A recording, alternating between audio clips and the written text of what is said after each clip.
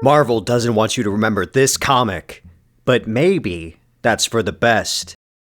Welcome to Werewolf by Night, Max, Marvel's R-rated, blood-soaked take on one of their most beloved horror icons, Jack Russell, the Werewolf by Night. But is this a lost horror gem? Or is it something best left dead and buried? Well, the answer to that question and more will be revealed in today's violent episode. Hey guys, I'm your host Duane, and today we'll be diving into Dead of Night, featuring Werewolf by Night, a 4-issue miniseries published by Marvel Comics under their Max imprint in 2009. I never really heard anyone talk about this comic, and I only recently discovered it after I was doing some unrelated research for another video. But in any case, today's tale was written by Duane Swierczynski, and it features art done by Mico Suayan. But before we get into it, make sure to subscribe to the channel in order to stay in the loop with all the latest videos. Alrighty then, let's jump right in. Our story begins in late October 1983 in a town in Wisconsin. We see a heavily armed SWAT team slowly moving through a residential neighborhood. A trail of mangled bodies leads them right up to a particular house with a destroyed front door and a blood-splattered porch. The SWAT team forces their way inside, only to discover the bodies of a man and a woman, who are presumably the homeowners, and the parents to the officers' next startling discovery. It's a 3-month-old baby boy, the sole survivor of the massacre, completely unharmed with nothing but a large drop of blood on his forehead. The officers all stare in stunned disbelief. Immediately after, the police initiate a massive manhunt. However, as the SWAT team unfortunately discovers, it's not exactly a man who's responsible for the dozens of gruesome killings. No siree. As you can see, the officers end up getting sliced and diced by something just a little more hairy. And from there we fast forward 25 years later, and we meet a couple deep in conversation. The girl's name is Cassie, and she is heavily pregnant, and upset that her partner has to make his monthly work trip, leaving her alone for 2 days. But what Cassie doesn't know is that this is a lie. Her man has no work trips, and every month he just pretends to leave the city. In fact, she doesn't even know his real name. He told her that it was Michael Shepard, when, in reality, he's really named Jack Russell. You see, when every month Jack pretends to fly to other cities, what he really does is covertly sneak into a dilapidated warehouse, housing a massive steel cage. And Jack wastes no time stripping off his clothes and locking himself inside, because, well, those 2 days every month, well, they're the full moon cycle. He knows what's coming, but that knowledge in no way dulls the pain, and it washes over him as his face becomes distorted and his body transforms into the terrifying visage of a bloodthirsty werewolf. That's right, every month for a 48-hour window, Jack Russell mutates into a monster. And the scariest part of it is that Jack himself kind of completely blacks out. He has absolutely zero memory or knowledge of what the werewolf side of him does or is doing. They're essentially two different beings, which is kind of interesting. But in any case, we get a little more backstory on Jackie Boy here. Apparently, he had always been kind of a sickly child, and his parents were constantly taking him to a strange medical facility in San Diego for testing and medicines. However, his first ever transformation came the night before his 18th birthday. You see, Jack was never the most popular kid in high school. He was rather small and reclusive, so he was very surprised when he was invited to a nighttime graduation party on the beach. And there, Jack endeavored to improve himself, and he downed some shots and actually started to loosen up and have some fun. Unfortunately, though, at one point, he had to step away from his classmates for a moment in order to throw up, and as he did so, the sky was illuminated by the big and bright full moon. And at some juncture, Jack wandered around the beach, and he kneeled down in the waves and stared at his reflection. The last thing he remembers is looking at himself at one moment, and then blinking, and opening his eyes again, and seeing a feral beast leering back at him. The next thing Jack knows is that he woke up, groggy in his bedroom and drenched in blood.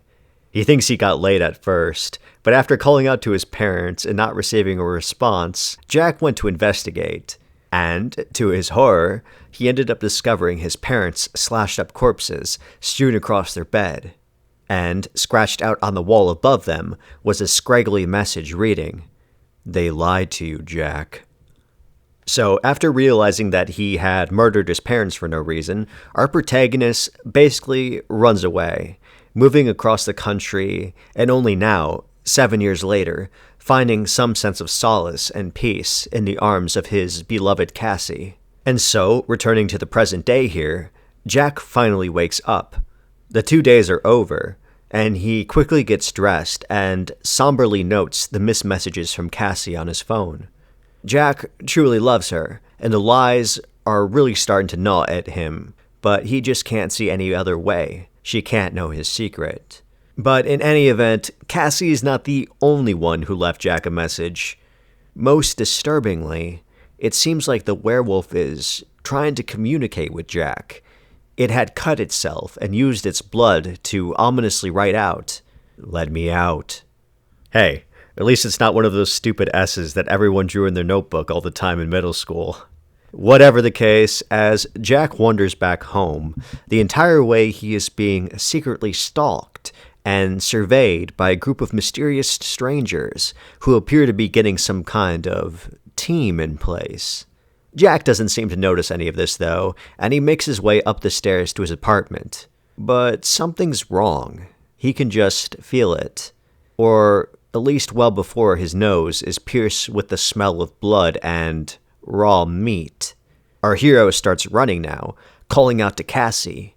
He bursts through his front door, but it's already too late. Jack falls on his hands and knees in anguish.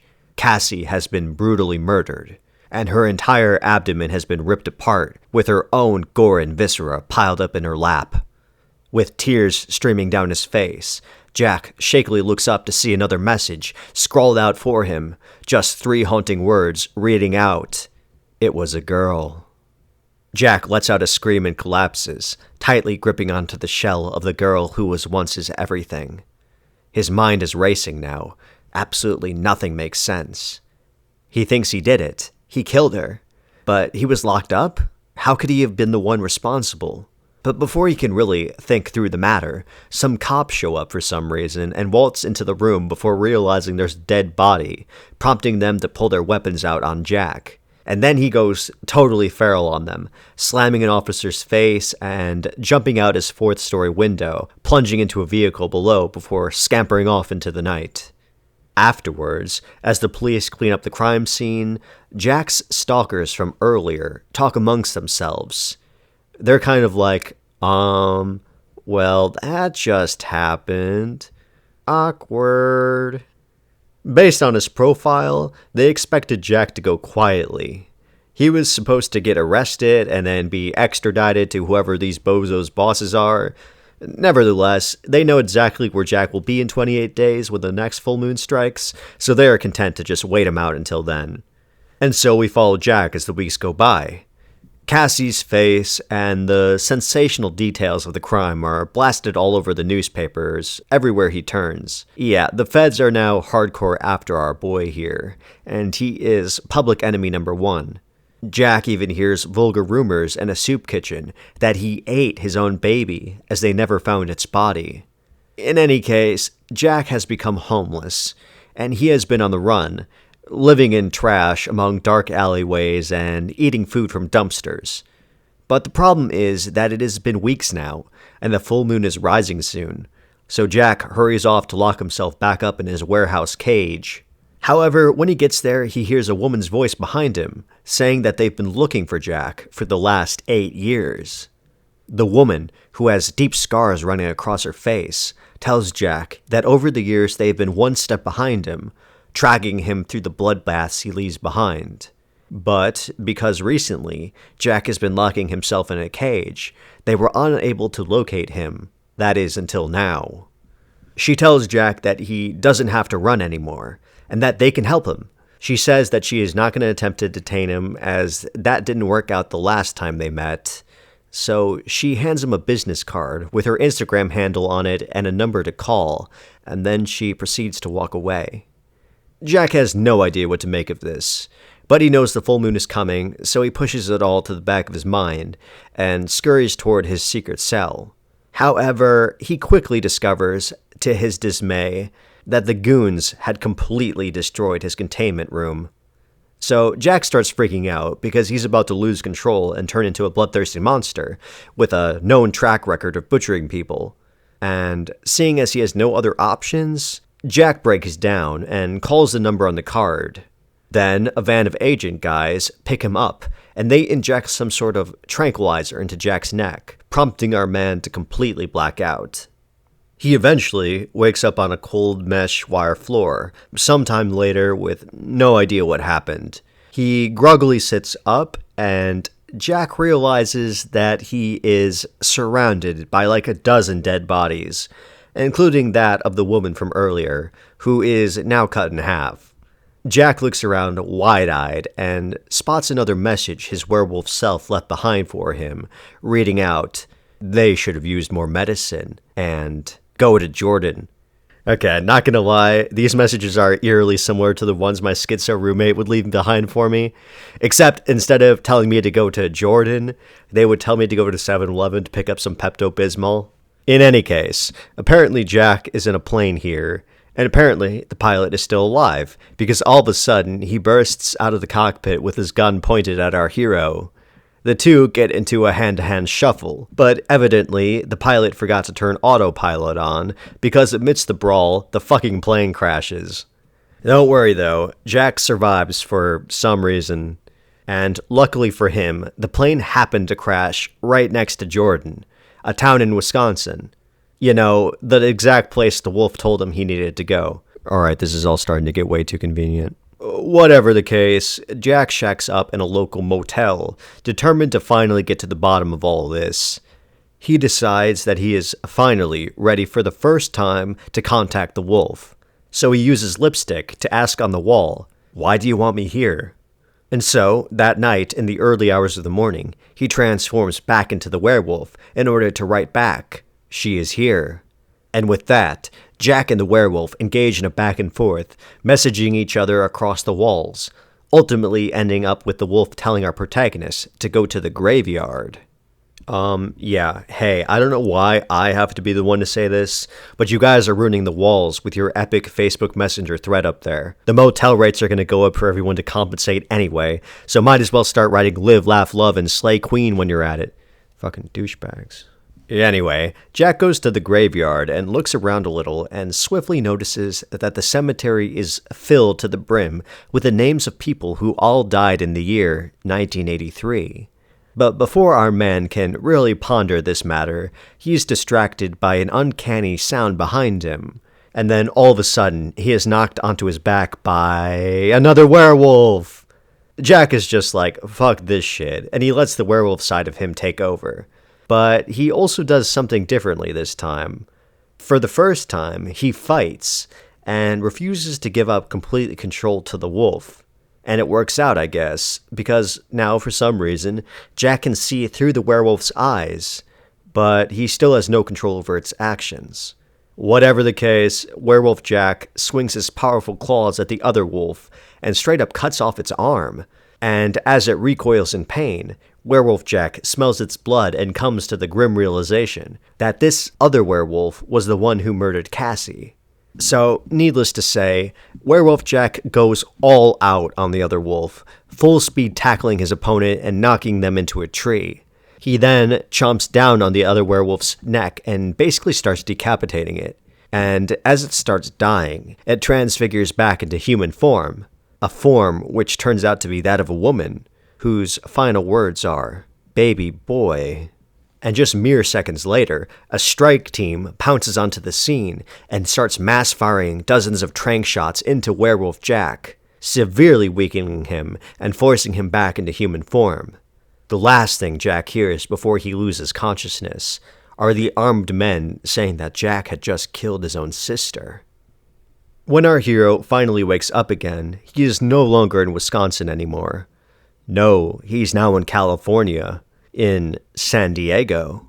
Specifically, he is getting dragged into a building that looks all too familiar, because it is the very same medical facility his parents routinely took him to as a child. And inside the building, Jack meets the head doctor, the very same man who treated him all those years ago. And so Jack threatens him, vowing that when he turns back into a werewolf, he will kill them all.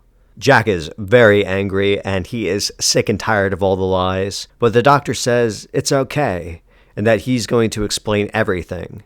So he leads our protagonist to the basement, where he unlocks a heavily bolted door, a door that leads to a room filled with a strange menagerie of freaks. The doctor explains that every now and again, there are people born with quote-unquote interspecies abilities, and that this medical facility, known as the Babylon Group, collects them. Apparently, this Babylon Group here is affiliated with the US government, and they conduct unique pharmaceutical research, using these weirdos' aberrant physiologies to concoct novel medicines and vaccines. The doctor then proceeds to lore dump to Jack. He starts all the way back to that October night in 1983. It was that fateful night, a full moon, that Jack's older sister spontaneously transformed into a werewolf and slaughtered every single resident in the entire town of Jordan, all except Jack, that is, who she kept alive for unknown reasons. And so after the massacre, because his original birth parents were killed, Jack was adopted by a Russian immigrant couple who changed their surname to Russell and raised him in an average American middle-class lifestyle. Well, except for one thing. You see, Jack's sister was severely injured by the feds when she became human again, and so the doctors needed to do a lot of blood transfusions, once every month in order to keep her alive, which explains the frequent childhood medical trips. But not only that, as he grew older, the doctors began putting him under hypnosis, and they discovered the nascent wolf side of him. The doctors deemed Jack too dangerous to be kept alive, and they told his parents that the next time they visited, they had no choice but to put him down. But the wolf in Jack heard all this, and because it was unaware that Jack's parents were actually planning to flee to Russia in order to save their son, it was for some misguided sense of self-preservation that the werewolf murdered Jack's adopted parents on graduation night. Alright, I know that's a lot, but while it seems like the doctor has explained pretty much everything here, there is yet one more surprise in store, and the issue ends with the doctor opening another door and telling Jack that, sure, he could go ahead and kill them, or he can choose to help his daughter, who is still alive and is very sick. Stop! Did you hear the news?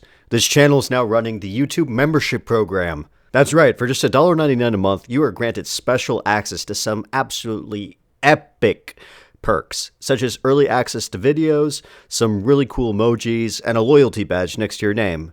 But not only that, by signing up you are actually helping to build up the community, as well as keeping the lights on around here.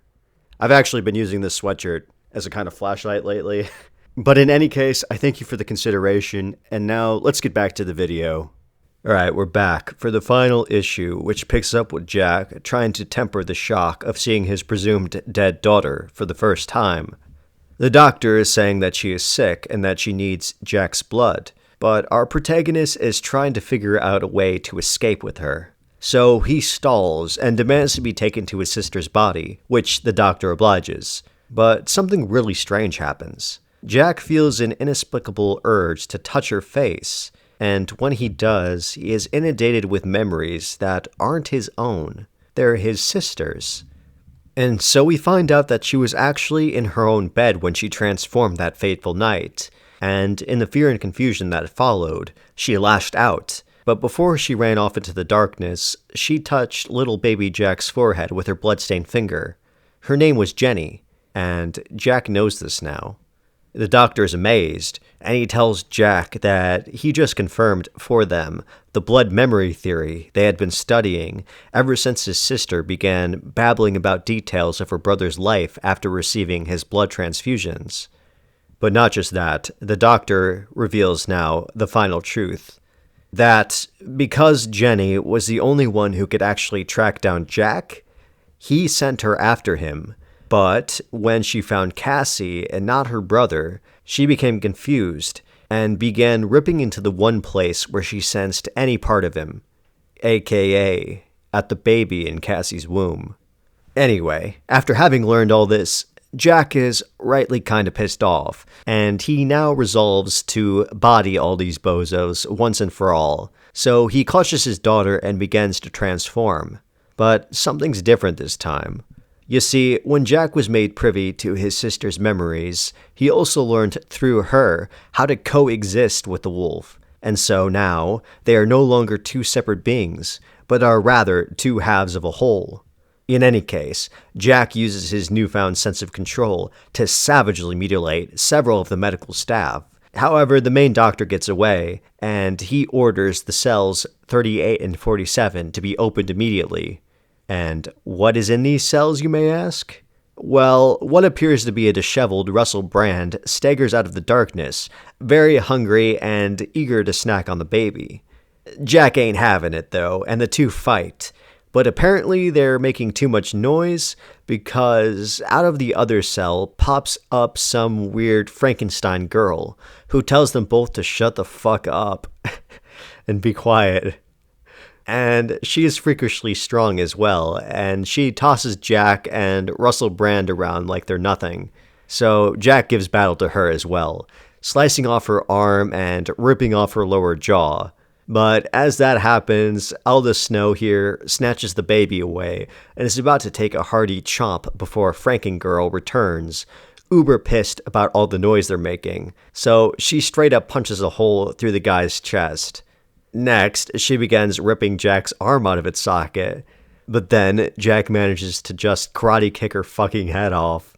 Whatever the case, after catching his breath from whatever the hell that was, Jack GTFOs, breaking out of the facility. But he scarcely makes it out the door when he is confronted by the head doctor, who is wielding a special weapon with chemical bullets designed to completely incapacitate werewolves. And so they fire it at him, and Jack is knocked down. And the final thing he sees before his vision fades to black is the doctor taking his daughter away from him. From there, we do a hard cut to a full 10 years later, where we see a mother checking in on her young daughter, who is awake in her bedroom. The mom asks, "What's wrong?" And the little girl responds that she had a dream about her real mom, before her countenance then distorts, and she grows fangs. Alright, you see, Jack is still alive after all these years, heavily sedated, but alive. And for the last 10 years, the doctor has been pumping Jack's blood into the little girl, who, yes, is his daughter, in order to keep her nice and healthy. But remember the blood memory thing from earlier? Yeah, for that reason, Jack's daughter, already at 10 years old, knows the entire truth about everything and how to transform into a werewolf. And so the series ends with us seeing the image of the slayed body of the little girl's adopted mother, as well as the frightened face of the doctor as he is about to be attacked. Jack's daughter has come to save him, and thus ends our story. So that was Dead by Night, featuring Werewolf by Night. What are your guys' thoughts on the story?